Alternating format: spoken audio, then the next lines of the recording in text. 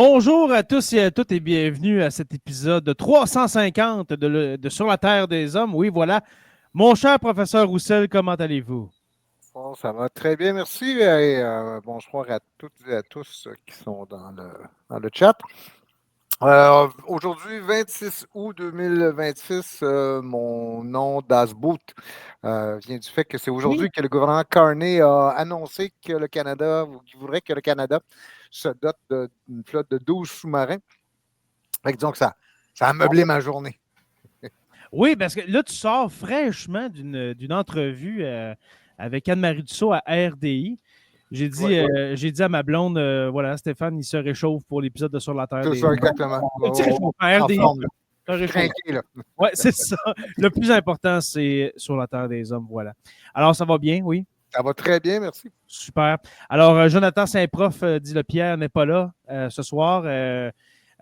Occupé aussi, ça doit. C'est la rentrée pour vous autres? C'est la rentrée pour nous. Et puis, comme je vous ai dit avant l'enregistrement, je vais tout de suite après l'épisode travailler un petit peu avant d'aller faire dodo. Alors, ce soir, mon cher Stéphane, nous recevons un invité qui est très apprécié dans Sur la Terre des Hommes. Un invité que ça fait plus d'1 an que nous avons reçu. Et c'est pas à cause qu'on ne l'aime pas, parce que les gens nous redemandaient quand est-ce que Claude Lafleur va revenir dans Sur la Terre des Hommes. Eh bien, c'est ce soir, pour l'épisode 350. Ça fait 53 épisodes qu'il n'est pas venu. Claude Lafleur, comment vas-tu, mon fils? Salut tout le monde, ça va super bien. C'est toujours un plaisir de faire un balado avec vous. J'ai vraiment beaucoup de plaisir. Oui. C'est comme un cadeau que vous faites. Oui. Oui, puis parce que personnellement, je ne suis pas un cadeau. Mais ça, je ne sais pas, mais dans nos épisodes, c'est un cadeau de te recevoir, mon cher Claude. Je ne sais pas combien d'épisodes qu'on a fait jusqu'à maintenant. On doit être proche de la dizaine. Probablement, je ne sais pas, on ne les compte pas. Hein. Ouais, la première fois qu'on s'est parlé, c'est quand j'étais tout seul dans le podcast. Je me rappelle que c'était sur les 50 ans de l'Homme sur la Lune. Alors, c'est en 2019 qu'on s'est parlé pour la première fois. Et puis, dans ce temps-là, je n'avais pas vraiment de matériel pour t'enregistrer. Alors, on se parlait au téléphone et je tenais le téléphone comme ça pour pouvoir enregistrer ta voix. Alors, on a fait un bout de chemin. Je ne suis pas habitué de faire des balados le soir, fait que je n'ai pas ajusté mon éclairage. Je vais essayer de la prochaine fois que l'éclairage soit meilleur. Oui, ton balado, dans le fond, Voyage dans l'espace, pour ceux qui ne te connaissent pas, c'est là que moi, je t'ai connu. Voyage dans l'espace, qui est une espèce de... Je dis à toutes nos collaborations, mais c'est comme le cousin de Sur la Terre des Hommes. Le balado Voyage dans l'espace, puis Sur la Terre des Hommes, là, c'est des podcasts, des balados complémentaires, je dirais.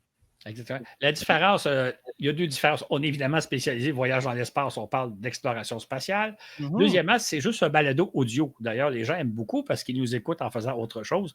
On est sur YouTube, mais sur YouTube, c'est juste l'audio que vous avez. Sinon, c'est vraiment un balado audio seulement. Un jour, on arrivera peut-être à l'image, mais on n'est pas encore là. Alors, quand tu es venu nous parler de l'Expo 67, ça sortait de de ce domaine-là, ton expérience, ton souvenir que tu en cultives.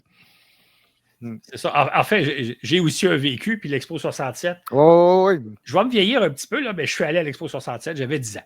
Oui. Faites le calcul vous-même. Mais je me rappelle pas d'où c'est venu cette idée-là de faire un épisode sur l'Expo 67 avec Claude Lafleur. Je pense qu'on avait fait un balado. Chemin intellectuel qu'on a fait pour faire le lien, je sais pas. Il faudrait retourner dans, je pense, l'épisode précédent où, en terminant, on avait parlé que j'étais allé à l'Expo, que je suis un des 10 témoins de l'Expo 67. C'était l'épisode sur... on avait parlé de ça quand on avait fait l'épisode sur l'éclipse. Ah, c'est peut-être ça. Oui, ça se peut. C'est peut-être ça, tu sais. Ça se peut très bien parce que l'éclipse, c'est l'année passée ou en avril, il y a 13-14 mois, là, le 8 avril 2024. Et d'ailleurs, j'avais entendu le commentaire comme quoi on avait passé plus de temps à parler de l'Expo 67 qu'on avait parlé de l'éclipse. Et là, on risque de faire la même erreur encore ce soir. Revenons à nos moutons. Ouais. Mais écoute, Claude, il y a des gens vraiment heureux de te voir. En passant, on n'a pas eu le temps de le dire avant le début de l'enregistrement, mais on est seulement avec nos membres Patreon. L'épisode va être disponible pour tout le monde 2 jours plus tard. Alors, on a avec nous Dire Mécan et puis Missile Estraille, qui, je crois, Missile Estraille, mon cher Claude, est l'une de tes plus grandes fans. Alors, tu dis, c'était tellement beaucoup trop long, je l'attendais avec impatience, c'est-à-dire toi. Ben, c'est gentil. Oui, parce que sur notre page privée de membres Patreon sur Facebook, justement, à un moment donné, j'ai lancé la question, qu'est-ce que vous voulez entendre à l'automne? Puis Missile Estraille a dit, Claude Lafleur, ça fait beaucoup trop longtemps que vous l'avez reçu. Alors voilà. C'est toujours un plaisir de revenir. Oui, alors un petit aparté avant de commencer. Missile Estraille, je suis très heureux. J'espère que tu es revenu au Québec parce que tu étais prise en France avec ta famille. J'espère que tout s'est arrangé pour le mieux avec la grève d'Air Canada. Alors, je crois que tu es revenu, ma chère. Alors, Claude, revenons, comme tu as dit tantôt, revenons à nos moutons. Hein? Revenons dans un sujet spatial après avoir parlé de l'Expo 67 il y a plus d'1 an. J'allais dire tantôt avant de commencer, toi, c'est l'espace, parce que vous êtes une équipe quand même, voyage dans l'espace, ça part de toi et puis de Mathieu Rancourt, je crois, à la base. Là, vous êtes 4. Hein? Il y a autour la recherche, l'animation, tout ça. Alors, un podcast sur l'espace, nous sur l'histoire, hein, l'histoire terrestre. Et puis, à quand un autre podcast sur les fonds océaniques? Ça viendrait compléter le triumvirat des podcasts. Voilà. Alors, Claude, aujourd'hui, on parle du GEPAN. Et puis, la première question, parce que même nous deux, on se le demande peut-être, moi et Stéphane, ben moi, je suis allé lire pendant une semaine là-dessus. C'est quoi le GEPAN? Parce qu'il y a plusieurs personnes qui se demandent, qu'est-ce que c'est ça, cette affaire-là? Pourquoi parlez-vous de ça, le GEPAN? C'est ça. Juste en petite introduction, je dirais, ce qui est intéressant, c'est que je fais des balados sur l'espace et j'invite toujours nos auditeurs s'ils ont des sujets à nous proposer, des expertises. Et il y a un de nos auditeurs, François Estagé, qui m'écrit un jour, le printemps dernier, qui me dit, écoute, moi, je suis enquêteur pour le GEPAN en France. On s'intéresse à ce qu'on va appeler les ovnis pour le moment. Donc, si ça vous tente d'en parler, moi, je suis disponible. C'est comme ça. Fait que c'est un de nos auditeurs qui a amené ce balado. Le GEPAN, donc lui, François, c'est un enquêteur pour le GEPAN. C'est le groupe d'études et d'informations sur les phénomènes aériens non identifiés. GEIPAN. C'est un organisme fondé par le CNES. Le CNES, c'est l'Agence spatiale française, l'équivalent de la NASA pour la France, qui a été fondé en 1977. À l'époque, le CNES se disait, il y a des gens qui voient des phénomènes curieux dans le ciel. Bon, il y a beaucoup de méprise, là, on confond, on va le voir tantôt, on confond des fois certaines planètes, certaines étoiles pour un ovni, mais il y a peut-être des gens qui voient quelque chose de particulier, peut-être des phénomènes naturels moins connus, peut-être même des phénomènes naturels inconnus, peut-être même autre chose. Nous, au SNEC, on est intéressés de savoir qu'est-ce que les gens voient. Donc, ils ont mis sur pied une ligne ouverte, une ligne pour que les gens puissent communiquer leurs observations. Et depuis 2007, ils ont mis sur pied une équipe d'enquêteurs bénévoles, dont François Estagé fait partie, pour aller voir sur le terrain qu'est-ce qui se passe. Le but du GEPAN, ce n'est pas de résoudre la question des soucoupes volantes, la question de sommes-nous visités par des soucoupes volantes. Non, on n'est pas des enfants d'extraterrestres. Non, c'est ça, exactement. C'est plus de dire qu'est-ce que les gens observent dans le ciel et qu'est-ce que nous, on peut retirer de tout ça.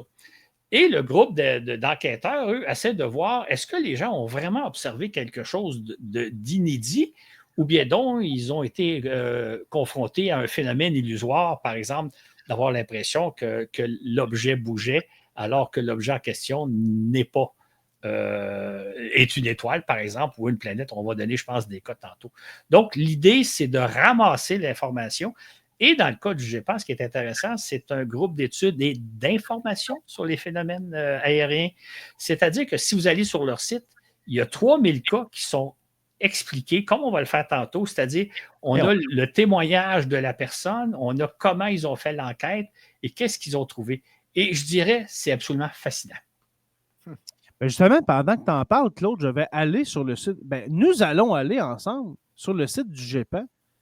C'est pas un organisme là, de casse d'aluminium qui voit des extraterrestres partout. C'est quelque chose de sérieux, le GEPAN. C'est ça. C'est pas un organisme d'ufologues, de gens qui croient aux soucoupes volantes, ce n'est pas non plus un organisme qui nie le phénomène, c'est juste un organisme qui essaie de ramasser l'information et de façon le plus objectif possible pour voir qu'est-ce que les gens observent et est-ce qu'on observe des phénomènes qui dépassent un peu l'entendement, des phénomènes, entre guillemets, peut-être pas surnaturels, mais des phénomènes où on n'est pas habitué. Donc, c'est un organisme simplement pour recueillir l'information et diffuser en même temps leurs trouvailles. Et puis, tu disais que c'est un organisme français. Alors, le GEPAN, on n'a pas des observations. Là, on voit la carte ici, là, c'est pas mal. C'est juste la France. C'est ça, c'est un organisme français. C'est l'Agence spatiale française qui a mis sur pied un organisme et les enquêteurs bénévoles couvrent la France.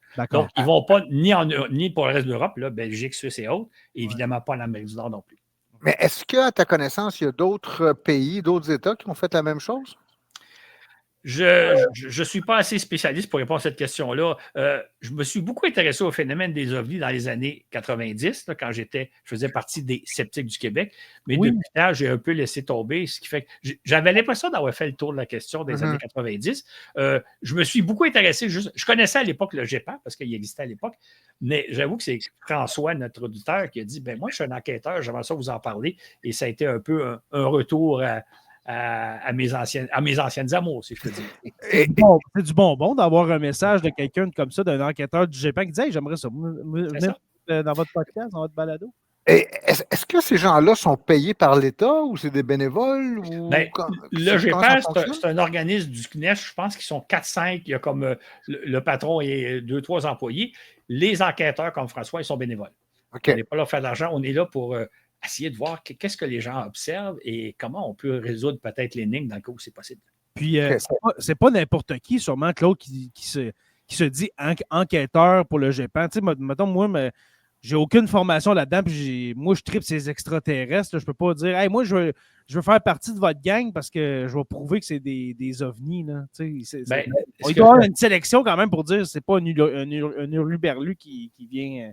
En fait, ce que François racontait, c'est intéressant. Il dit quand vous appliquez pour le GEPAN, vous allez passer une véritable entrevue, là, comme si on vous embauchait un travail payant. Et on veut, entre autres, savoir vos motivations, pourquoi vous voulez faire ça. Puis comme tu dis, si toi, tu crois aux soucoupes volantes puis tu veux prouver que les extraterrestres existent, tu ne seras pas un enquêteur. Et en plus, après ça, ils sont formés pour enquêter d'une certaine façon, un peu comme le font les policiers. D'ailleurs, François raconte toujours, le criminel qu'on cherche, nous, il n'est pas sur Terre, il est dans les airs, mais ils emploient la même méthode d'enquête que les policiers pour essayer de trouver de façon objective qu'est-ce que les gens ont vu et encore là, de façon objective, est-ce qu'il y a une explication? Okay. Il ne s'agit pas de prouver une chose ou prouver le contraire, mais plutôt d'essayer de voir qu'est-ce qu'on observe dans le ciel. OK. Un commentaire de Missile Strike qui dit si on a observé quelque chose à une date précise, est-ce qu'on peut aller voir un genre de base de données pour voir si d'autres gens l'ont référencé? Sûrement que oui, là, sur le site, là, je ne l'ai pas. C'est-à-dire que le GEPAN, c'est vraiment pour la France. Le gouvernement canadien vient de mettre sur place ou est en train de mettre sur place un organisme plus ou moins semblable, mais c'est un organisme qui aurait simplement pour but de recueillir les témoignages, mais ce n'est pas un organisme développé pour faire des enquêtes, tout ça. Fait que par contre, si vous avez observé quelque chose d'un peu particulier, vous pourrez aller sur le site du GEPAN. Toutes les enquêtes sont là et vous pourriez retrouver probablement un cas semblable au vôtre. Et c'est très intéressant. Hein? Les rapports d'enquête, ce n'est pas des rapports scientifiques que seul Albert Einstein comprendrait. C'est des documents d'information. Fait que, si vous trouvez un cas qui ressemble au vôtre, puis vous le lisez, bien, vous avez le témoignage de la personne, vous avez comment l'enquête s'est faite, puis vous avez l'explication qu'ils ont donnée.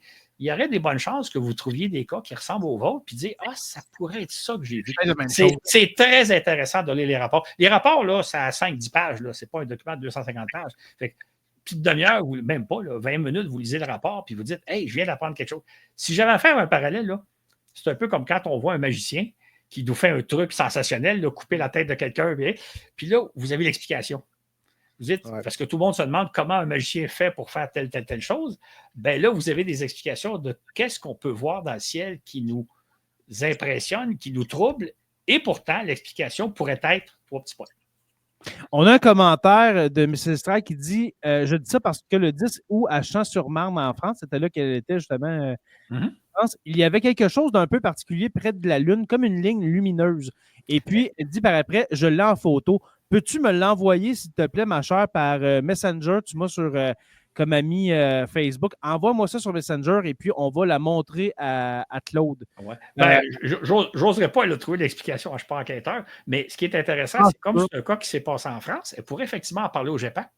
Ouais. Parce que le cas s'est passé en France, et peut-être d'ailleurs que ça allait le voir sur la banque de données, faire une recherche. Il y a peut-être des gens qui le 10 août ont vu quelque chose. Ouais. Champs-sur-Marne. Là, ma géographie de la France est vraiment poche, désolé. Mais moi, je me décourage de faire une enquête en direct comme on fait là. Les policiers, il ne faut pas résoudre les cas comme le font les médias en disant c'est un tel qui a commis tel meurtre alors que personne ne sait ce qui s'est passé. Fait que, laissons le travail aux enquêteurs, si je peux me permettre. Oui, c'est ça. Mais je voulais juste aller voir si sur justement la recherche de cas du site du GEPAN, il y avait cette observation du quoi 10 août. Non, je ne vois rien, ma chère, mais si tu peux me l'envoyer par juste la photo, juste pour qu'on voit. Elle te l'a envoyé déjà. Elle me l'a envoyé, d'accord. Ouais. Alors, je vais aller faire ça. Mon cher Claude, pendant que je vais chercher la photo, peux-tu nous faire la différence, expliquer la différence entre un ovni et puis un pan? Quand on parle d'un pan, tout le monde, c'est un phénomène aérien non identifié. C'est ça. C'est quand même assez facile. Là. Les gens ils pensent un ovni, c'est un ovni égal extraterrestre, mais il y a une différence entre les deux. Quand on parle d'ovni, on parle d'objets volants non identifiés. Ça veut dire que quand vous dites que vous avez vu un ovni, vous sous-entendez que vous avez vu un objet, quelque chose qui existe, volant, donc qui vole dans l'atmosphère, non identifié. La nuance, c'est que ce n'est peut-être pas un objet volant que vous avez vu. Vous avez vu quelque chose. Et au lieu de dire ovni, maintenant, on dit pan pour dire un phénomène aérien. Vous avez vu quelque chose dans les airs. Ce quelque chose-là pourrait être un objet, mais ça pourrait être autre chose. Donc, l'appellation pan, qui est un peu le synonyme d'ovni, est comme plus neutre. L'idée, c'est qu'il ne faut pas présupposer que ce que vous avez vu, c'est une soucoupe volante ou un ovni. Vous avez vu un phénomène aérien non identifié.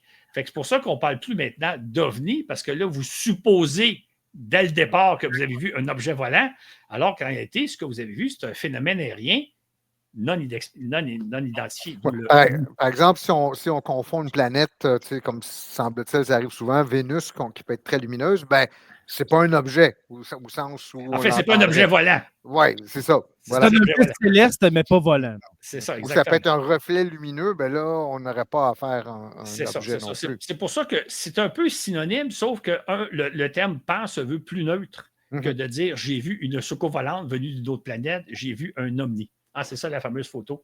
Oui, c'est la photo de Florence. Alors là, je ne sais pas quoi observer exactement. Là. Comme tu as dit, c'est la Lune. On a une Lune. Ah, ben, on a la Lune. Pas une, mais la Lune. Mais les lignes, est-ce que. Oui, tu vois bien la Lune, la ligne juste à gauche de la Lune. Ouais, moi, je ne veux pas faire l'erreur de donner une réponse sans avoir. Non. C'est un exemple. Je ne veux pas montrer une explication, mais c'est un exemple de quelqu'un qui a vu quelque chose, justement. À gauche, pourrait le soumettre. Une ligne lumineuse. Oui, elle pourrait, comme ça s'est passé en France, elle pourrait communiquer avec le GEPAN, ne serait-ce que de leur poser la question. Ils vont peut-être dire vous n'êtes pas la seule, on a enquêté sur ce cas-là et voici la réponse. Donc, comme ça s'est passé en France, moi, j'inviterais votre auditrice à communiquer avec le GEPAN. Oui. Alors, elle dit à gauche de la Lune, il y a une petite ligne lumineuse. Est-ce que tu parles de ça ici, ma chère Florence? OK, la ligne là. Sinon, je ne vois pas. Là. Alors, c'est un exemple. Alors, on a cette ligne-là à côté. Elle dit que ça se déplaçait étrangement. Bien, justement, il y a quand même, Claude, là, je ne rentre pas dans les théories d'extraterrestres, mais il y a quand même un certain pourcentage de phénomènes que la science qu'on a aujourd'hui n'est pas capable de répondre. En fait, le GEPAN sort une statistique intéressante. Sur le site web, il dit nous avons enquêté depuis une vingtaine d'années. Nous avons enquêté 3200 cas. près des 2/3 de ces cas-là ont été expliqués. Comme on va le voir, je pense, tantôt, si on prend des exemples de cas, comme on le fait dans notre... Oui, on va les écouter. On va écouter un bout de voyage dans l'espace. C'est ça. Il y a un autre tiers qui n'a pas été expliqué, faute de précision. Si on avait su exactement où, quand, comment, on aurait peut-être pu trouver l'explication, mais les informations manquent pour pouvoir l'expliquer. Et finalement, il y a un 3,4 % des cas qui demeurent inexpliqués. Ça ne veut pas nécessairement dire qu'on a affaire à des cas extraterrestres surnaturels, c'est juste qu'il y a des cas inexpliqués. Là, il y a une notion... quand on parle de phénomènes inexpliqués, de phénomènes mystérieux, moi je dis bienvenue en science. Tous les scientifiques sont confrontés à des phénomènes inexpliqués dans leur domaine, que ce soit un cardiologue, que ce soit un physicien, que ce soit un chimiste, que ce soit un archéologue, n'importe quoi. Dans la science, il y a plein de phénomènes inexpliqués. D'ailleurs, ça s'appelle du travail pour les chercheurs, parce que la journée où on aurait tout expliqué, on n'aurait plus besoin de chercheurs. Les chercheurs cherchent. Donc, dans la vie de tous les jours, on a beaucoup de difficultés à accepter quelque chose d'inexpliqué. Un exemple, il arrive un attentat terroriste, il arrive une catastrophe quelconque, tout de suite, on va avoir la réponse. Qu'est-ce qui s'est passé? Qui l'a commis? Et tout ça. On n'est pas capable de vivre avec l'idée qu'on ne sait pas. Exact. On va savoir dans quelques jours qui a commis quoi, qu'est-ce qui s'est passé, combien est-ce qu'il y a eu de morts, mais les gens veulent savoir tout de suite et les médias essaient de répondre en disant « Ah, pour moi, là, c'est un tel ou telle organisation ou tel site. Pour moi, il s'est passé telle affaire. » Puis souvent, on se rend compte 3-4 jours plus tard que ce n'est pas ça du tout. En science, on est habitué de vivre avec l'inconnu. Moi, dans mon domaine, l'exploration spatiale, il y a plein de choses qu'on ne connaît pas. Je vais vous donner un exemple bien simple. La gravité. La gravité, on sait que ça existe. La preuve, c'est qu'on est assis sur nos chaises. On ne s'explique pas la gravité. On ne sait pas qu'est-ce qui fait que la Terre nous attire. On sait que la gravité est liée à la masse. La gravité sur Terre est plus importante que sur la Lune parce que la Lune est plus petite. Mais on n'a pas d'explication sur qu'est-ce qui fait que la Terre nous attire. On constate le phénomène, mais on n'a pas l'explication. Il y a plein d'autres forces comme ça dans la nature d'autres que l'on observe, mais on ne connaît pas la nature. Fait que de ne pas savoir qu'il y a un 3,4 % de cas qui demeurent inexpliqués après enquête, ce n'est pas surprenant. Mais il ne faut pas conclure qu'on a affaire à des extraterrestres ou à un phénomène surnaturel. C'est tout simplement qu'on n'a pas l'explication, au même titre qu'on n'a pas l'explication qu'est-ce que la gravité, qu'est-ce qui fait qu'on est attiré par la Terre. On n'a pas l'explication. Peut-être qu'on va l'avoir dans 50 ans, dans 100 ans, dans 1000 ans, je ne sais pas, là, mais en science, on est loin de tout connaître. C'est même la beauté de la science. Oui, absolument. Et puis, c'est ça, la science évolue. Hein? Peut-être que le cas de Florence, de Messier-Straille, peut-être dans 2, 3, 4, 10 ans, on va expliquer. Peut-être même maintenant, là, peut-être que ça communique avec le GEPAN, on va avoir la réponse, je ne sais pas. Là, oui, Florence fait ça, communique avec le GEPAN directement, dit à ton endroit, telle date, telle heure, puis ils vont enquêter. Absolument. Messieurs, on va écouter des cas, OK? Ouais. Les trois cas que j'ai ici en audio, ça vient de l'épisode 161 de Voyage dans l'espace. Claude, qui est justement le co-créateur de Voyage dans l'espace, c'est lui qui m'a proposé de les faire jouer. Alors, il n'y a pas de problème de droit d'auteur. Tu le confirmes, Claude? Ah, il n'y a pas de problème. Parfait. Alors, on va écouter les trois cas, un par un, et puis on va donner l'explication. OK, vous allez voir, là, c'est une narration, on explique ça, et puis on va en parler par la suite. Juste peut-être dire une petite chose. C'est mon collègue Florent qui lit la description qu'a faite le témoin de ce qu'elle a vu. OK? Donc, c'est le témoignage qui a été rapporté au GEPAN. Exactement. Alors, on écoute le premier cas. C'est 2 minutes par cas, là, même pas. Alors, on écoute ça, c'est parti. Nous sommes le 15 février 2022. Voici ce que la témoin a raconté aux enquêteurs. Alors que j'étais dans le train en direction de Poitiers depuis Paris, j'ai été surprise par la beauté du ciel, par ce lever de soleil. Il était environ 7h30 du matin, j'ai donc décidé d'arrêter de lire afin d'observer un peu ce dernier. J'étais dans un wagon quasiment vide. C'est à ce moment que j'ai constaté un point lumineux dans ce beau ciel rosé et sans nuages du matin. Il s'agissait d'un point blanc d'une luminosité très perçante, mais qui ne scintillait pas. J'ai immédiatement pensé à une planète. Mais j'ai très vite constaté que ce point était en mouvement plus ou moins rapide. J'ai rapidement évacué l'idée d'un avion car ce point a justement été dépassé par plusieurs avions. Il y avait une véritable différence entre ces avions et ce point lumineux. J'ai ensuite voulu rester rationnel et j'ai pensé à un satellite. Cependant, j'ai constaté que la trajectoire de ce point devenait totalement anarchique, comme une partie de cache-cache entre ce point lumineux et le train dans lequel j'étais installé. En effet, ce point lumineux a d'abord dépassé le train. Pendant quelques minutes, je ne pouvais plus le voir car il était au-dessus du train, puis a ralenti sa cadence et s'est retrouvé à l'arrière du train, puis a repris de la vitesse. Il était à nouveau dans mon champ de vision, mais oscillait entre proximité puis éloignement. J'ai pu observer ce petit manège pendant au moins 30 minutes jusqu'à mon arrivée dans la ville de Poitiers. Après 5-10 minutes d'arrêt à Poitiers, lorsque le train a repris sa trajectoire vers Angoulême, le ciel s'était assombri par les nuages, le point lumineux avait disparu. 4 jours plus tard, j'ai eu l'occasion de prendre à nouveau ce train et sur le même horaire, le ciel était à nouveau bien dégagé. J'ai volontairement observé le ciel dans l'espoir de voir réapparaître ce point lumineux, mais en vain. J'ai juste constaté la présence d'avions et de points lumineux, mais fixes.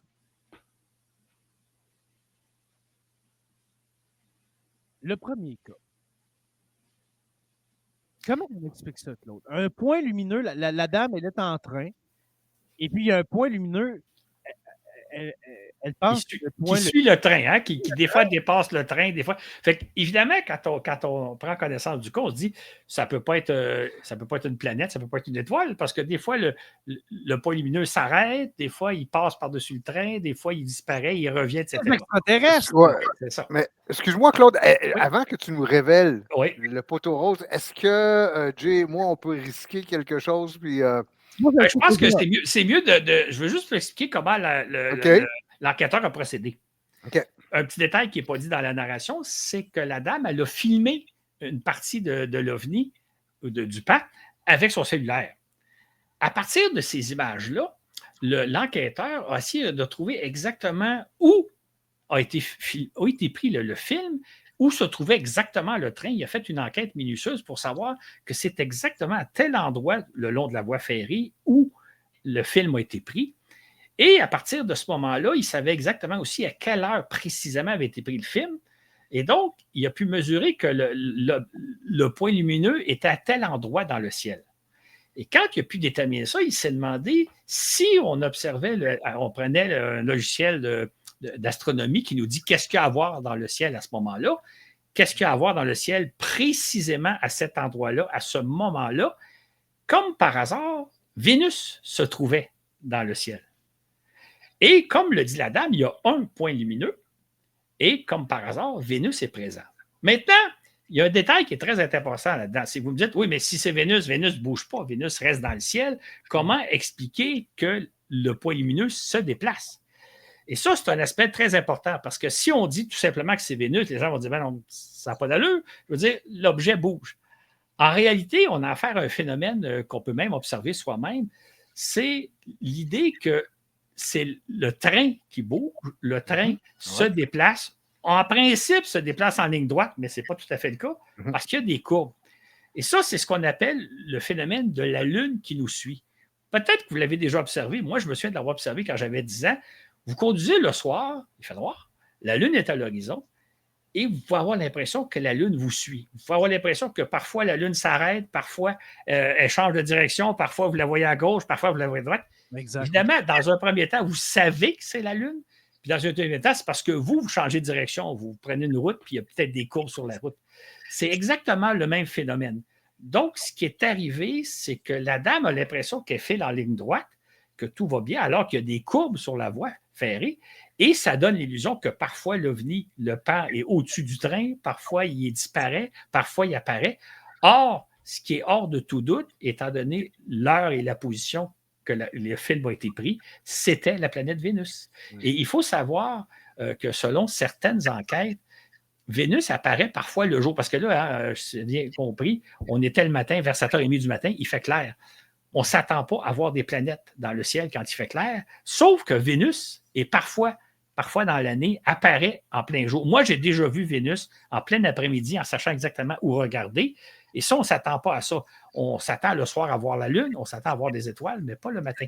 Et l'apparition de Vénus, à certains moments de l'année, fait en sorte qu'il y a toujours une explosion de cas de secours volantes, de gens qui appellent un planétarium, qui appellent un club d'astronomie. « Hey, je vois un point lumineux dans le ciel, etc. » C'est Vénus. Et c'est exactement ce cas-là. Et c'est l'illusion qu'on appelle fréquemment la lune qui nous suit quand on est en voiture. Ben, c'est cette illusion-là dont la dame a été victime.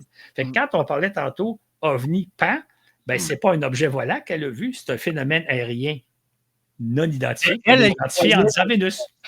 Mais elle croyait que c'était un objet. Là. Exactement, c'est ça. Et elle est de bonne foi. En raison de son comportement ou son comportement apparent, c'est ça. C'est ça, exactement. Et si vous allez sur le site du GEPAN, vous pourrez retrouver le cas. Et là, on voit très en détail avec des cartes, des photos, des analyses. On voit exactement comment l'enquêteur a procédé.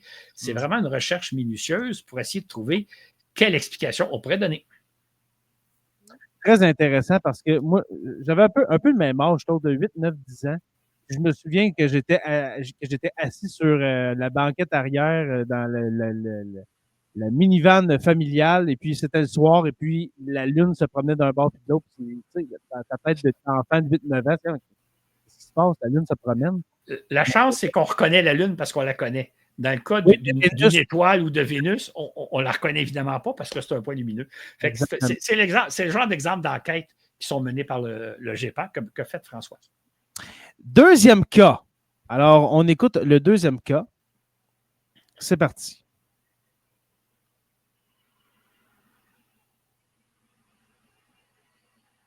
Ça s'en vient.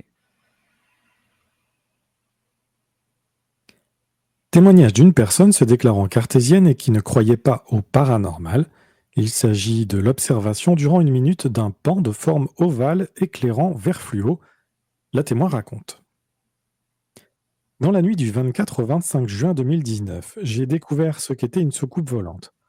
En effet, cette nuit-là, il faisait chaud et nous dormions les fenêtres ouvertes. Il était minuit 30 lorsque j'ai été réveillé par un bruit qui provenait de l'extérieur. J'ai tout d'abord pensé que c'était un hélicoptère du SAMU, mais lorsque je me suis positionné à la fenêtre, j'ai été complètement surprise par ce phénomène qui est passé juste au-dessus de ma maison. C'est alors que j'ai réveillé aussitôt mon compagnon en lui disant que je voyais une soucoupe volante.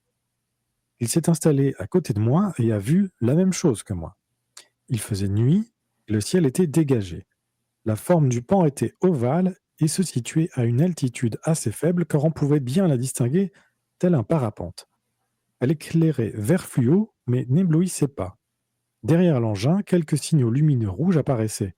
La couleur était magnifique, son allure n'était pas trop rapide et nous avons pu la regarder s'éloigner environ 1 minute. Pas eu le temps d'attraper un téléphone pour filmer l'événement. Le bruit que faisait l'appareil était relativement faible par rapport à l'engin. Un bourdonnement, une propulsion d'air, un flou, flou, flou, flou, pas comparable à un bruit d'hélico ou d'avion. Ce que nous avons découvert est assez magique et remet en cause nos convictions. Qui ou qu'est-ce qui pouvait se trouver à l'intérieur? Nous ne savons pas, mais cela nous intrigue désormais fortement. Nous avons donc été témoins de ce passage d'OVNI et nous laisse penser qu'une source de vie existe ailleurs que sur la planète Terre. Voici l'effet extrait du PV de gendarmerie tel que décrit par le témoin. Je me présente ce jour au bureau de votre unité pour vous faire part de l'observation d'un ovni que j'ai pu voir le 25 juin 2019 à 0h30 depuis mon domicile de La Roche-Chalais. Ce soir-là, il faisait chaud, les fenêtres étaient ouvertes et je dormais. J'ai été réveillé par un bourdonnement qui venait de l'extérieur. Dans un premier temps, j'ai pensé que c'était peut-être l'hélicoptère du SAMU. Je me suis levé pour aller voir à la fenêtre. Ma fenêtre donne sur l'ouest et l'engin passait au-dessus de ma maison et se dirigeait vers le sud-ouest. Mon conjoint lui dormait et je l'ai réveillé pour lui dire ce que je voyais et qui pour moi était une soucoupe volante. Il faisait nuit et le ciel était dégagé, il faisait chaud, c'était une période de canicule. L'OVNI était de forme ovale et se situait à une altitude assez faible. Il volait à une altitude identique à celle des parapentes qui passent parfois au-dessus de la maison. L'objet éclairé émettait une lumière vert fluo mais n'éblouissait pas. Il m'a paru de forme ovale comme les soucoupes volantes vues dans les reportages. Derrière l'engin, il y avait quelques signaux rouges mais de moindre importance que le vert. La couleur verte était magnifique et l'allure de l'engin n'était pas très rapide. Son passage a duré environ 1 minute avant que nous le perdions de vue. Le bruit émis m'a paru faible par rapport à la taille de l'engin. Il s'agissait d'un bourdonnement accompagné d'un souffle. J'ai eu l'impression que l'engin pulsait de l'air derrière lui. Ce bruit n'était pas comparable à celui d'un avion ou d'un hélicoptère. Je n'avais jamais assisté à une telle observation. Pour moi, il s'agit d'un ovni. ce qui est intéressant dans ce cas-là, c'est la personne a vu un ovni passer au-dessus de chez elle. C'est quand même extraordinaire parce qu'habituellement, on voit les objets sont au loin. Ouais. Quand François a eu cette description-là, il s'est dit, je vais essayer de voir, est-ce qu'il se passait quelque chose cette nuit-là dans les parages?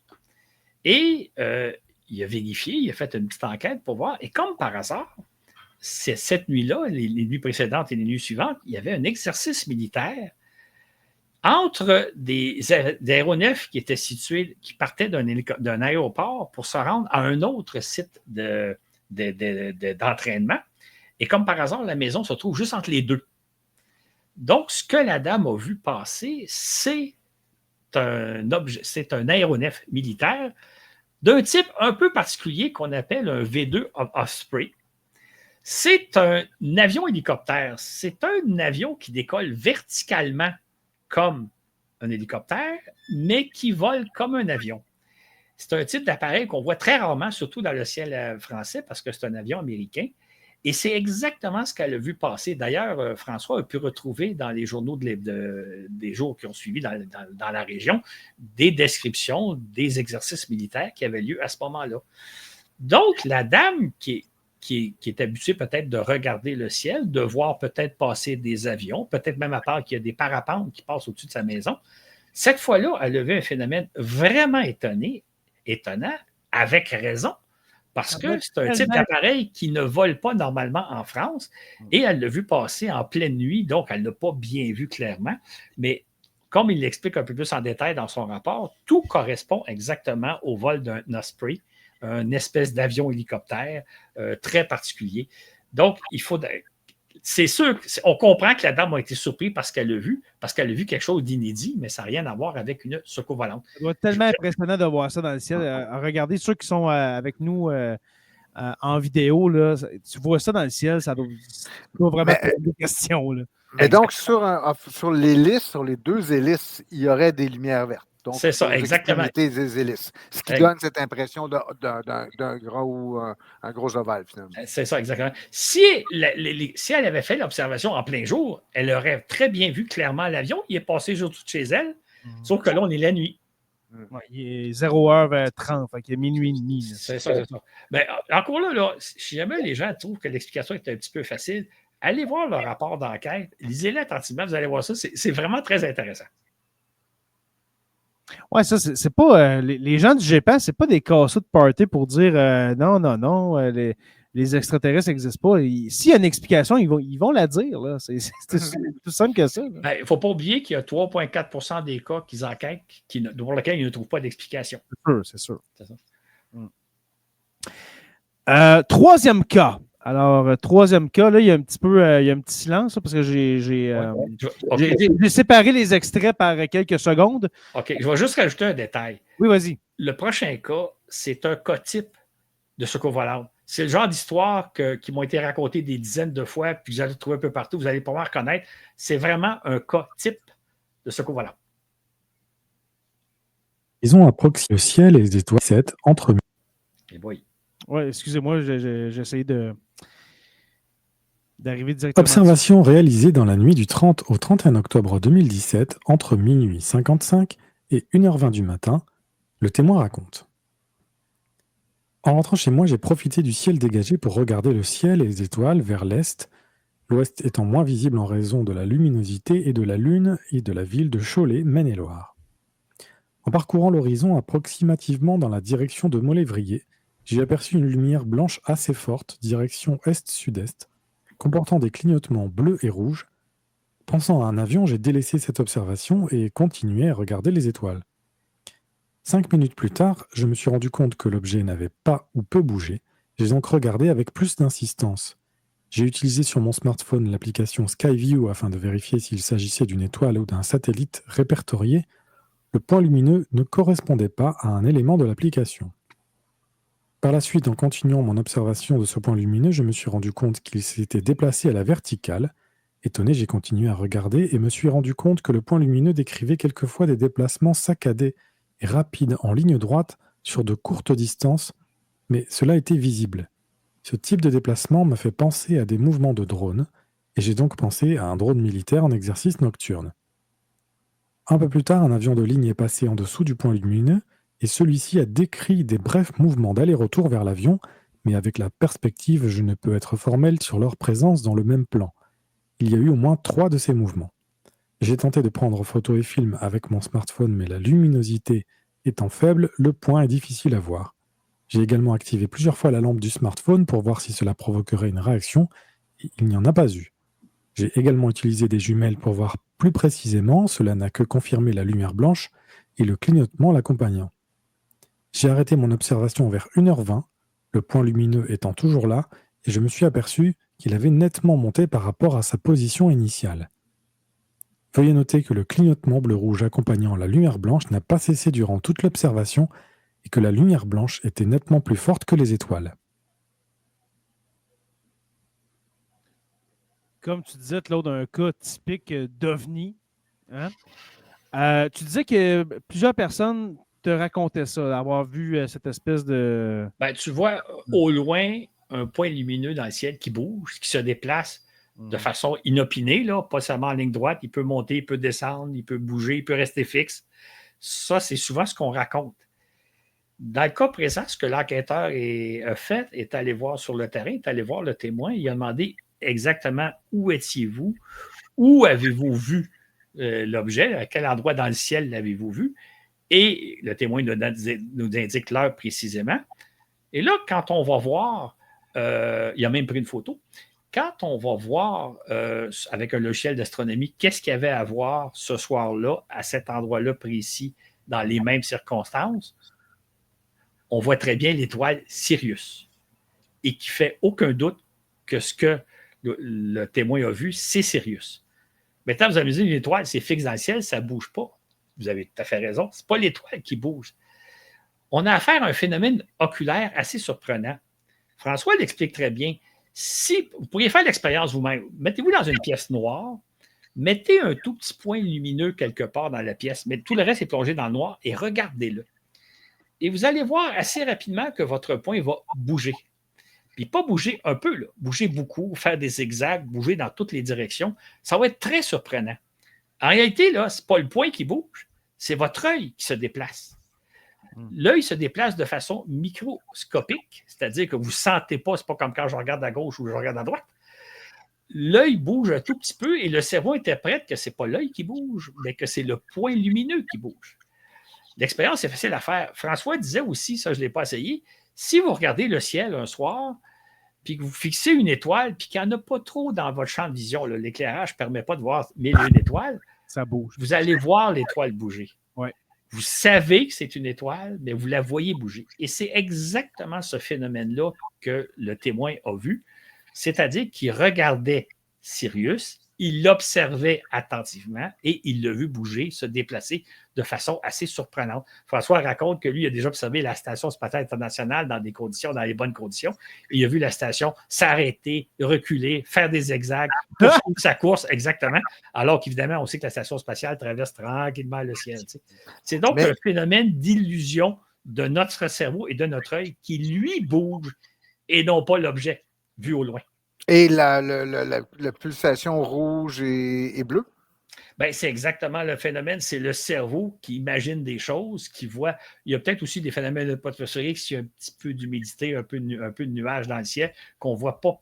Le ciel n'est jamais parfaitement. Qui va diffracter les rayons, dans le fond. Et en même temps, l'imagination est forte. Moi, là, je faisais une expérience quand j'étais un peu plus jeune. J'habitais dans un appartement au deuxième étage, dans un duplex.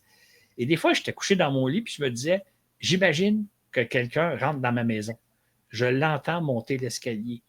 Je l'entends ouvrir la porte. Et là, je sais qu'il est dans telle pièce. J'imaginais la chose, OK?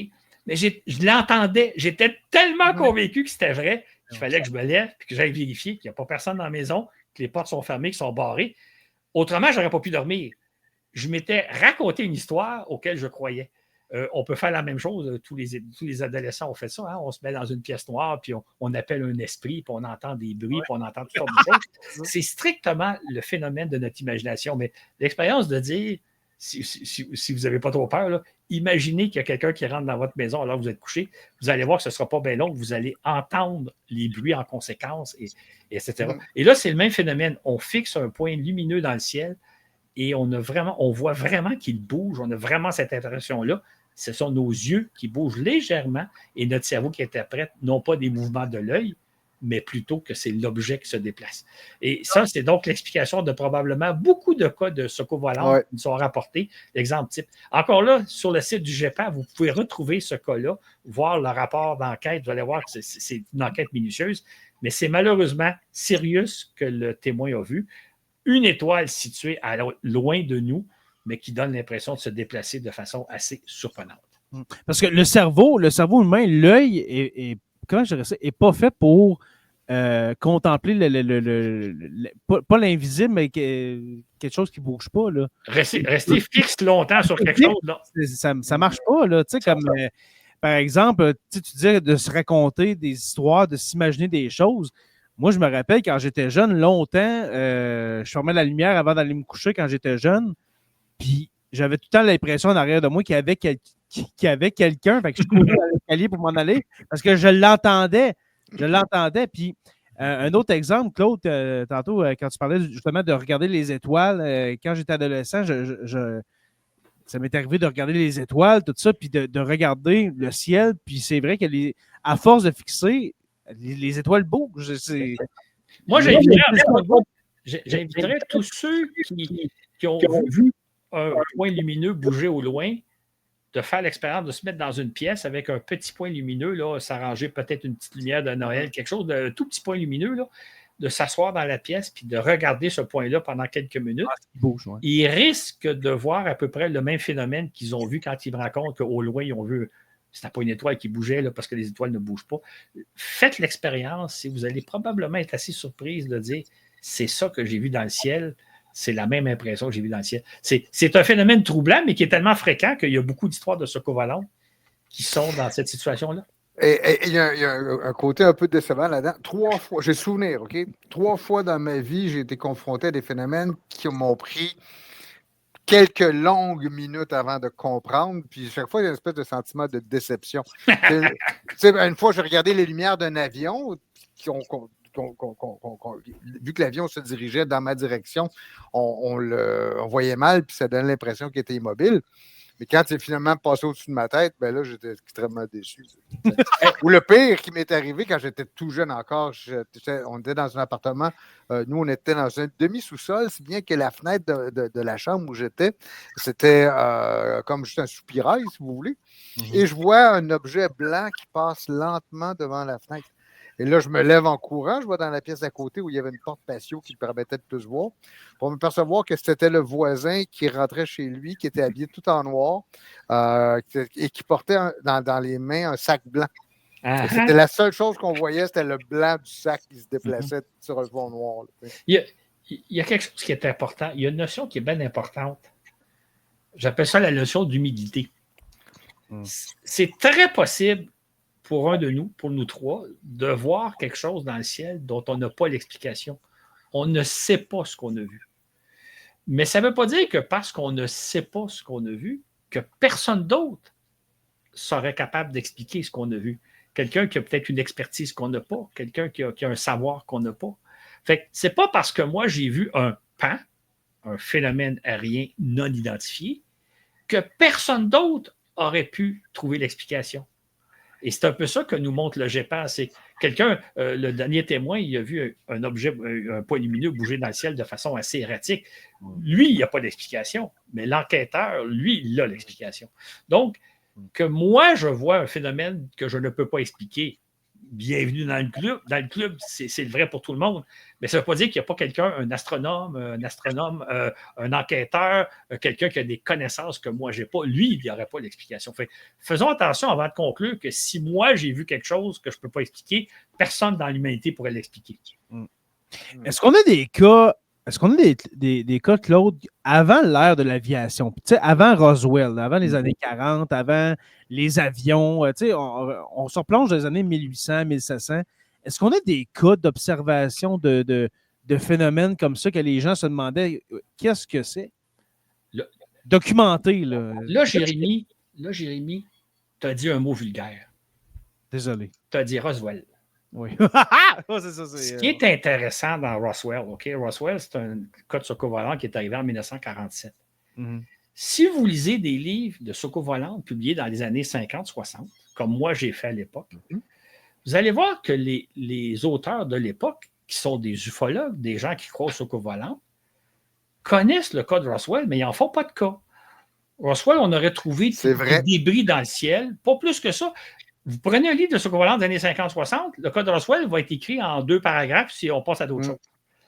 C'est à partir des années 80-90 que le cas est devenu le cas numéro 1 de secours volant, où là, on a trouvé des secours volantes en entier avec des cadavres d'extraterrestres. Le fameux vidéo qu'on a vu, c'était une vraie vidéo de... Fait que l'idée de ça, c'est que les gens qui étaient contemporains au cas, qui connaissaient le cas, là, qui s'était passé quelques années avant, ils n'en faisaient pas de cas. Ils n'en faisaient pas de cas.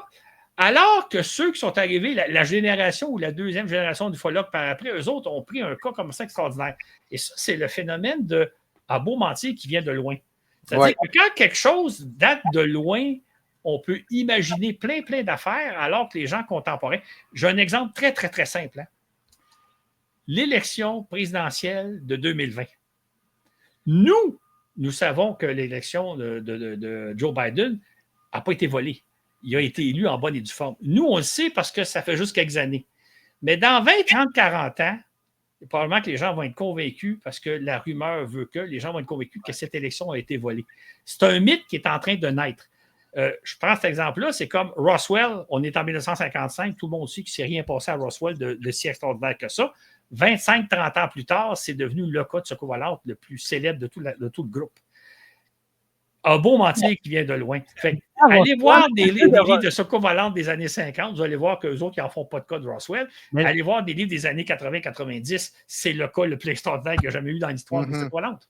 Puis la ville de Roswell... juste une parenthèse. Pour répondre à ta question initiale, j'ajouterais que si on pense à un cas qui a été rapporté dans les années 30, dans les années 1850 ou dans les 1700, bien là, vous avez l'effet Roswell. C'est-à-dire qu'avec le temps, le cas prend de l'ampleur, alors qu'en réalité, peut-être que si on avait des témoignages de l'époque, on se rendrait compte que les gens de l'époque n'en faisaient pas de cas, comme dans le cas de Roswell. Oui. Mais tu sais, Roswell, en même temps, nourrit sa propre légende. Vous allez à Roswell, il y a des boutiques de petits bonhommes extraterrestres, des petits bonhommes verts partout, puis des soucoupes volantes. Puis tu sais, ils se nourrissent de ça, là, quand même. Ben exactement. Ben, en fait, là, c'est devenu quelque chose de légendaire. Mais à l'époque, ceux qui étaient en mesure d'enquêter sur le terrain à l'époque disaient ben, il ne s'est pas passé grand-chose à Roswell. Alors qu'aujourd'hui. C'est quoi Roswell? C'était un ballon sonde? C'était un ballon météo? C'est probablement, effectivement, des restes d'un ballon sonde. Il y avait des ballons météo, il y avait des ballons d'observation. Probablement que c'est juste ça. Mais c'est surtout, ce qui est intéressant, c'est que si vous lisez les livres de secours volant des années 50, ils vont rapporter simplement que quelques éléments qui ont été trouvés au sol, rien de fantastique. Aujourd'hui, on aurait trouvé des secours volantes en entier complet, avec des à l'intérieur et tout le kit. On ne parle pas de la même affaire. Là, fait après ça, on peut discuter de l'interprétation, mais ceux qui ont enquêté sur le cas à l'époque disaient ben, il y avait un peu de balsa, un peu de papier d'aluminium, rien de plus. Encore là, j'encourage toujours les gens à aller voir les livres des secours volantes des années 50-60, rédigés par des gens qui croient aux secours volantes, mais qui ne font pas de cas de Roswell. Exact. Missile Estraille, pendant l'épisode, mon cher Claude est allé faire ses recherches sur le site du GEPAN et elle dit si je me fie aux explications proposées pour le type de ce que j'ai vu sur le site du GEPAN, ce serait des satellites Starlink. Encore Elon Musk. Ça se peut. Ouais. Alors, les lignes. J'aimerais ça apporter un autre point, si tu me permets, Jérémy. Dans beaucoup de cas de secours volantes, surtout les secours volantes vus en plein jour, les gens vont nous parler de la dimension de l'objet. Ils vont dire que c'était un objet qui mesurait à peu près, mettons, 100 mètres de diamètre, qui volait environ à 100, mettons, 200 mètres d'altitude, à telle vitesse. Quand on y pense, là, c'est assez surprenant parce que quand vous voyez passer un avion, vous voyez passer un avion de ligne, un Airbus, un Boeing, quelle dimension ça a, un Airbus, un Boeing? L'avion que vous voyez passer, il est à quelle hauteur? Et il va à quelle vitesse? Là, on parle d'un objet qu'on connaît tous, hein? On a même peut-être monté à bord d'un avion. Personne n'est capable de dire, à moins de savoir le chiffre, là, si vous allez voir sur Wikipédia, quelle est la taille d'un 747 ou d'un Airbus A320 ou 360? Et on parle-tu d'un objet qui mesure à peu près 50 mètres de longueur, 100 mètres, 200 mètres, 500 mètres? À quelle vitesse ça va, là, un avion? Ce que je veux vous dire, c'est que les gens qui prétendent de bonne foi là, avoir vu une soucoupe volante qui mesurait à peu près 100 mètres, qui était à telle altitude, qui allait à telle vitesse, ils ne peuvent pas savoir cette donnée-là. Or, si vous lisez des livres de soucoupe volante, j'en ai lu pas mal dans ma vie, dans mon jeune temps, j'ai fait des folies. La plupart des enquêteurs vont prendre ça comme pour du cash. Ils vont dire, tel témoin nous rapporte qu'il a vu un objet de telle dimension, volant à telle altitude, se déplaçant, par exemple, à plus que 1000 km/h, ce qu'aucun appareil n'est capable de faire. Ça ne se peut pas qu'un témoin soit capable d'identifier ça. Pourtant, les enquêteurs ufologues prennent ça comme étant de l'information juste. Un autre exemple plus simple, hein?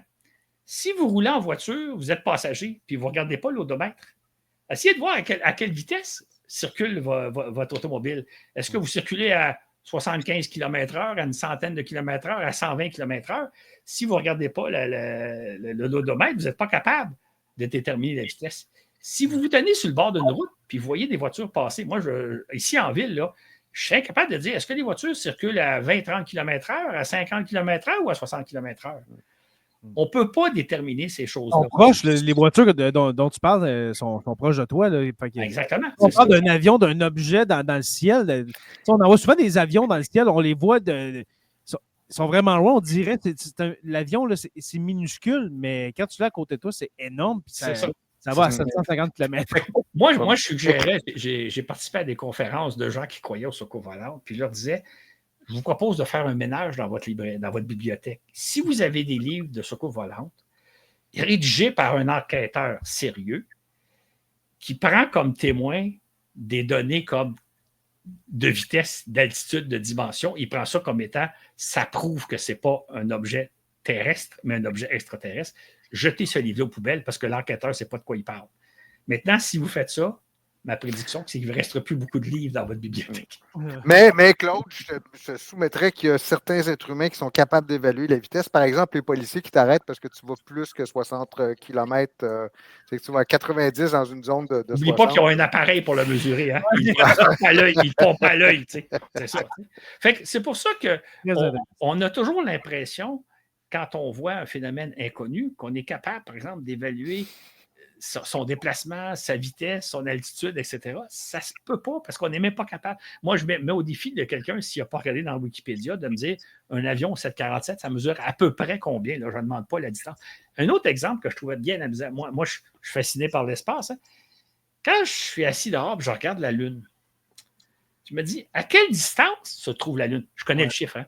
Mais je me dis, est-ce qu'à l'œil, je me dis, c'est un objet de taille vraiment modeste qui est quelque part dans l'atmosphère terrestre, à quelques dizaines, peut-être centaines de kilomètres au-dessus de ma tête, ou est-ce que c'est un objet qui est à des milliers, des dizaines, des centaines de milliers de kilomètres? Est-ce que je peux avoir une idée? Est-ce que la Lune, c'est un gros objet qui est très, très loin, ou un objet de taille, mettons, relativement modeste, relativement proche de nous? Et je suis incapable de le dire. Dans le fond, pendant des siècles, on s'est posé la question, à quelle distance se trouve la Lune? Est-ce qu'on parle de quelques dizaines, centaines de kilomètres, des milliers ou plus que ça? Et ce n'est que récemment des scientifiques très, très astucieux qui ont trouvé le moyen d'évaluer la taille et la distance de la Lune, mais on ne peut pas soi-même l'évaluer à l'œil. Fait comment les gens font pour dire j'ai vu une soucoupe volante qui mesurait tant de mètres à telle altitude, alors que la Lune, évidemment, je vais vous vendre le punch, là. On sait que la Lune se trouve en moyenne à peu près à 385 000 km de la Terre. Mais ça, c'est parce que je le sais. Ce n'est pas parce que je l'ai mesuré, ce n'est pas parce que je l'ai évalué à l'œil. C'est parce qu'il y a des scientifiques qui ont trouvé un moyen pour le calculer. Mais il y a des gens qui sont capables de me dire, moi, j'ai vu une soucoupe volante qui mesurait à peu près 150 mètres de diamètre, puis qui était à telle altitude, puis qui volait à telle vitesse. Ça ne se peut pas. Ce serait bon un épisode, Claude, où est-ce que tu nous racontes les débuts du programme spatial américain? Justement, quand on a amené l'idée d'envoyer un homme, quand JFK a fait la promesse que d'ici la fin de la décennie de 1960, un homme serait envoyé sur la Lune et reviendrait en vie. J'aimerais beaucoup connaître cette histoire-là. On a fait ces prouesses-là. Si je peux me permettre une autre notion, assez simple, hein? Les gens vont dire, Moi, je crois qu'on n'est pas seul dans l'univers. Il y a d'autres vies. Il y a de la vie ailleurs dans l'univers. Donc, les soucoupes volantes existent. C'est deux questions totalement différentes.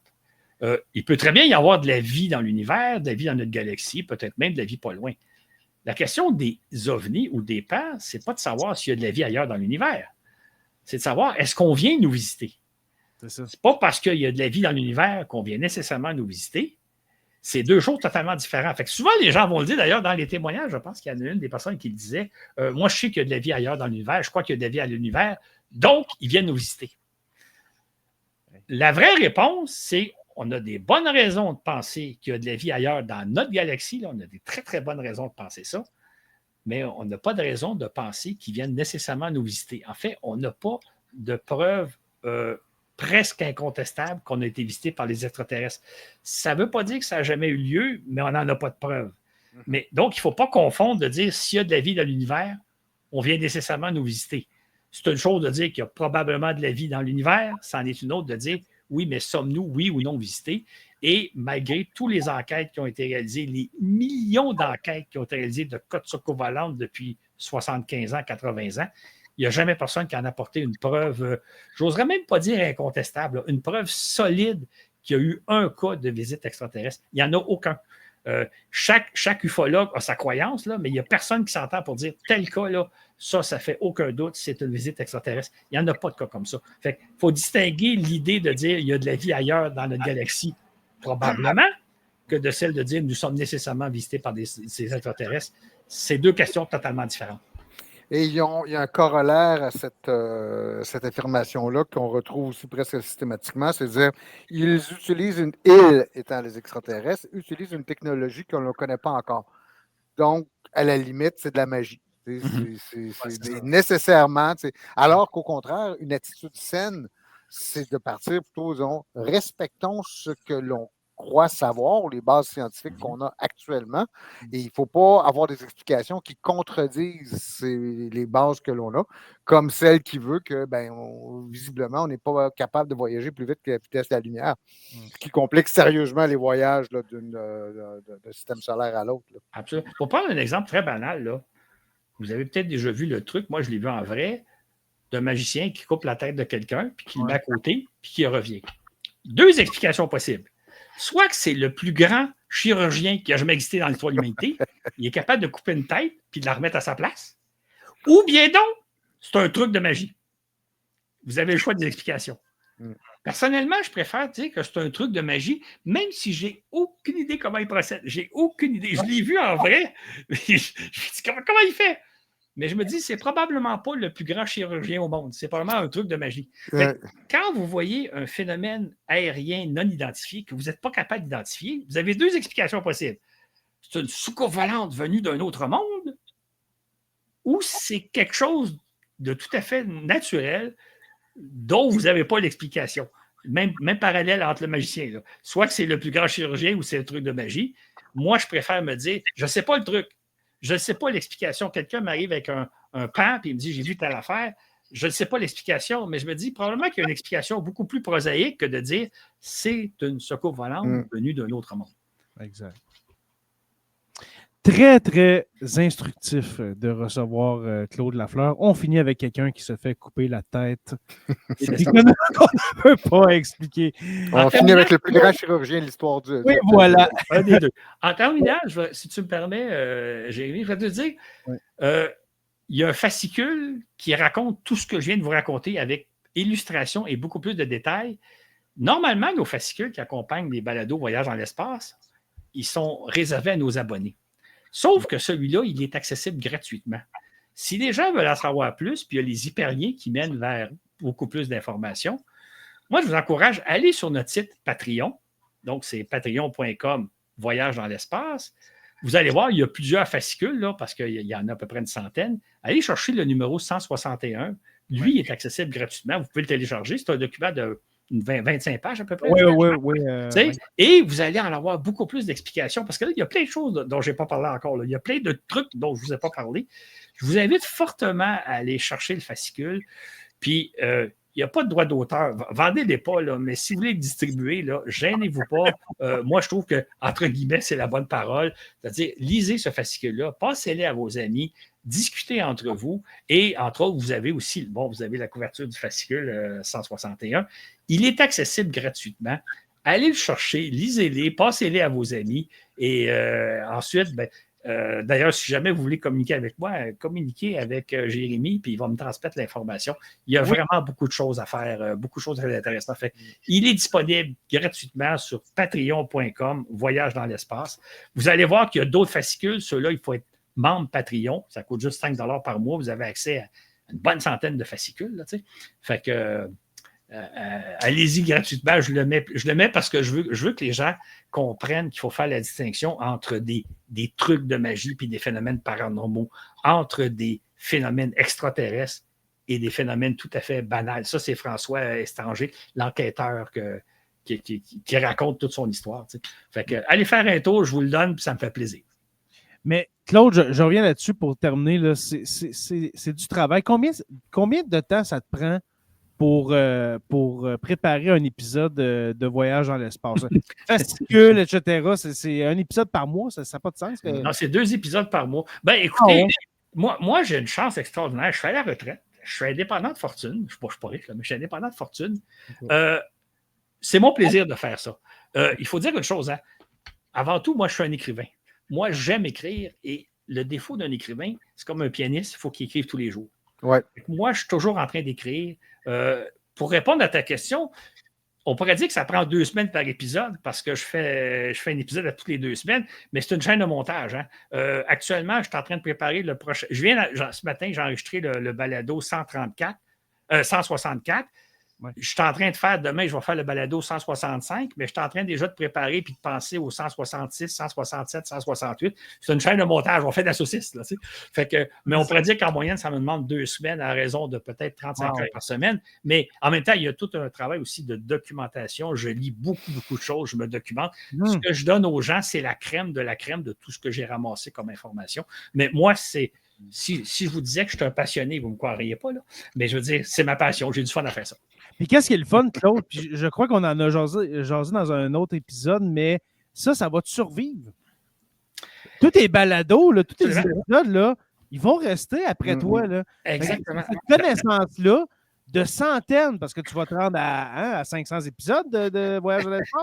À raison de 23 par année, je ne pense pas me rendre à moins d'en faire jusqu'à l'âge de 100 quelques années. Là. Non, mais sans blague, là, c'est du savoir gratuit. Là. Allez écouter ça. Là. Absolument. C'est ça. J'ai le plaisir. Et peut-être que dire aux gens que de métier, je suis un journaliste scientifique, j'ai travaillé pour Le Devoir pendant 25 ans. Mon métier, c'est d'être journaliste, mon métier, c'est d'écrire.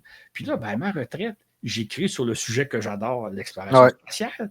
J'ai des gens qui collaborent comme François qui est venu nous parler du GEPAN. C'est fantastique, c'est fascinant. Et je pense que quand vous écoutez les balados, c'est ce que vous allez retrouver, c'est-à-dire quelqu'un qui a du plaisir à faire ça, puis qui vous communique une information tout à fait inédite, dans le sens que j'ai travaillé, j'ai ramassé l'information. Je vous raconte, tu me parlais tantôt des débuts du programme spatial américain, je le raconte dans mes balados. Là. Il y a toute une série de balados qui s'appelle La grande aventure spatiale, la conquête de l'espace. Là. Je le raconte. Il y a plein de choses que je vous raconte. Il y a des balados qui expliquent nos recherches de la vie dans l'univers. Qu'est-ce qu'on sait par rapport? Est-ce qu'il y a de la vie ailleurs de l'univers? Qu'est-ce qu'on a découvert jusqu'à maintenant? On est rendu où dans cette recherche-là? Moi, c'est mon plaisir. Hein? Je veux dire, tous les matins, je me lève et c'est avec plaisir que j'aborde ma journée en disant comme demain matin, là, je vais préparer le balado 165. Je sais dans quoi je m'embarque, je sais où je m'en vais avec ce balado-là. C'est un plaisir. Super. Voyage dans l'espace, balado qui est en ligne depuis quoi, 2018 aussi? Oui, c'est 2018, c'est ça. 2018 en même temps que Sur la Terre des Hommes, c'est quasiment en même temps. C'est à quelques semaines d'intervalle que c'est né, les deux podcasts, les deux balados. Allez écouter ça. Vous avez 162 épisodes à reprendre. Okay? C'est du bonbon. Et on peut le dire, hein, Jérémy, tu sais comme moi, c'est vraiment le fun de faire quelque chose pendant longtemps. Tu sais, ça fait 8 ans qu'on fait ça. Côté, toi là. C'est comme on est en train de construire un édifice en quelque sorte. Et c'est le fun de dire. Parce que des fois, il y a des gens, ils partent des balados, là, ils en font 3, 4, 5 le premier mois, ils en font 2 le troisième mois. puis finalement, ils en font peu après. Mm-hmm. Alors que de maintenir le rythme, toi, tu as un rythme beaucoup plus avancé que le mien, mais de maintenir le rythme pendant 8 ans, de construire quelque chose, c'est une aventure absolument fascinante. Et moi, j'invite les gens qui voudraient faire des balados à dire, faites quelque chose, mais dans la durée, pas quelque chose, vous partez... Ah oui, puis pour aller dans la durée, il faut faire un projet que vous aimez. Tu sais, c'est pas sur l'instant de moment, ah, moi, j'aime faire de l'humour ce mois-ci. Fait que je vais pas. Non. Qu'est-ce que tu aimes vraiment dans la vie? Parle de ça. Puis le faire à un rythme qui nous convient. Quelqu'un pourrait dire, j'en fais juste un par mois, mais je vais le faire pendant longtemps. Quelqu'un peut dire, j'en fais un par semaine pendant longtemps. L'autre chose que je dirais, si on avait une parenthèse là-dessus, c'est il faut penser aux éditeurs aussi. Si vous faites un balado d'1 heure tous les jours, il n'y a pas beaucoup de gens qui sont capables de vous consacrer à tous les jours 1 heure. Si vous en faites 1 heure par semaine, oui. Si vous en faites 1 heure par deux semaines, comme je fais, oui. Mais moi, il y a des balados que je vois là extra. Radio-Canada fait des choses absolument extraordinaires, mais il y a des balados qui sont tellement... comment ça s'appelle? Qui analysent l'actualité, puis les décrypteurs. Oui, ils font des choses absolument extraordinaires, mais ils en font tellement qu'on ne peut pas les suivre. Exactement. Il y en a un, ça s'explique avec Alexis Delancer. Ouais. Ça, c'est vraiment bon, mais justement, c'est 1 par jour, je crois. C'est ça. Mais il y a la durée aussi. Si vous faites 1 heure par jour à tous les jours, c'est beaucoup trop. Mais si, mettons, je sais pas moi, tu fais un épisode de 15-20 minutes par jour, ben, c'est bien plus écoutable. Exactement, c'est ça. Fait que, en tout cas, s'il y a des gens qui veulent se lancer dans une aventure de balado, c'est une aventure extraordinaire quand on fait ça dans la durée. Exactement. Alors, Voyage dans l'espace, 163 qu'on a dit? Là, 161. Ce matin, je viens d'enregistrer le balado 164 qui va être diffusé dans à peu près 2 semaines. Parfait. Alors, 164, si vous connaissez Sur la Terre des Hommes depuis 2 semaines, ben vous en avez 350 à reprendre. Ça vous fait quasiment ça vous fait 500 épisodes de ces 2 podcasts-là à reprendre. Mon cher Claude Lafleur, un énorme merci d'avoir... Merci beaucoup. Très intéressant. Cette invitation, oui. Ouais. Mais ça me fait toujours plaisir de participer à votre Peut-être que tu as pété la bulle de bien des gens, là, mais c'est ça le travail, je pense, de scientifique. En fait, là, c'est comme moi, quand je vais voir un magicien, je suis absolument renversé par ce qu'il fait. Mais je ne crois pas qu'il fait des performances paranormales. Je ne crois pas qu'il fait du surnaturel. Je sais que c'est un truc, mais un truc absolument renversant. Et c'est un peu ça le phénomène qu'on vient de dire ce soir. C'est une illusion. C'est une illusion. Fait que de savoir que la demoiselle qui a vu quelque part un ovni en train ou celle qui a vu passer un ovni au-dessus de sa maison, c'est quand même le fun de savoir l'explication, même si c'est un peu décevant, plutôt que de se dire « Ah, c'est un phénomène surnaturel, extraterrestre, personne n'a d'explication. » Ben non, il y en a des explications. Il y a des magiciens qui m'ont expliqué certains de leurs trucs. C'est toujours un peu décevant parce qu'on s'imagine quelque chose d'extraordinaire alors que le magicien dit mais c'est juste ça que j'ai fait. Là, c'est un peu ça. Mais en même temps, de connaître la vérité, pour moi, c'est quelque chose de fascinant. De savoir l'explication de l'OVNI qui suivait un train ou de celui qui est pas au-dessus de la maison. Moi, je suis content de savoir l'explication plutôt que de rester dans le doute, de dire on ne sait pas ce que c'est. Mais non, on le sait. Absolument. Alors, merci beaucoup, Claude Lafleur. On va se reparler, mon cher Claude, puis pas dans 18 mois, là. Il n'en tient qu'à toi. Ben, c'est vraiment... c'est à cause de Donald. Mentionne pas, sois pas vulgaire, mentionne pas de nom. Mentionne pas de nom. Donald à Roswell. Alors, c'est doublement vulgaire. Alors, voilà. Mon cher professeur Roussel, merci de votre présence ce soir. Merci. Excellente soirée, excellent épisode. Bien content d'être là. Oui, c'est très divertissant et intéressant. Missile Strike, qui dit le projet Artemis serait un bon sujet. Est-ce qu'on en a fait un? Je crois que non. Mais ce serait bon, ça. En même temps, je ne veux pas me faire de la publicité, je ne veux pas faire du détournement, mais j'en ai fait 2-3 épisodes d'Artemis dans Voyage dans l'espace. Je vais aller les écouter, mon cher Claude. Alors, merci à vous deux, messieurs. Merci aux membres Patreon d'avoir été là ce soir pour écouter cet enregistrement live devant vous. Alors, merci aux abonnés aussi qui vont écouter cet épisode en différé. Alors, les abonnés de Sur la Terre des Hommes, si vous n'êtes pas abonné, je vous invite à le faire sur Apple Podcasts, Spotify, baladoquebec.ca. Oui, et puis YouTube au Sur la Terre des Hommes podcast. Merci à nos membres Patreon, les curieux, stagiaires, historiens, érudits, nos 3 orateurs, Construction avec un S, Rivard de Rwanda, Miel Habitémis et puis Croque-Bête de l'île Bizarre. Pour les rejoindre, c'est très facile, le patreon.com/SLTDH. Je vous invite à rejoindre la page Facebook de Sur la Terre des Hommes podcast et Sur la Terre des Hommes, la communauté, pour venir discuter avec nous. Sur la Terre des Hommes est une présentation des éditions Derniers Mots. N'oubliez pas qu'à tous les jours, nous écrivons l'histoire et on se revoit très bientôt pour une autre page d'histoire de Sur la Terre des Hommes.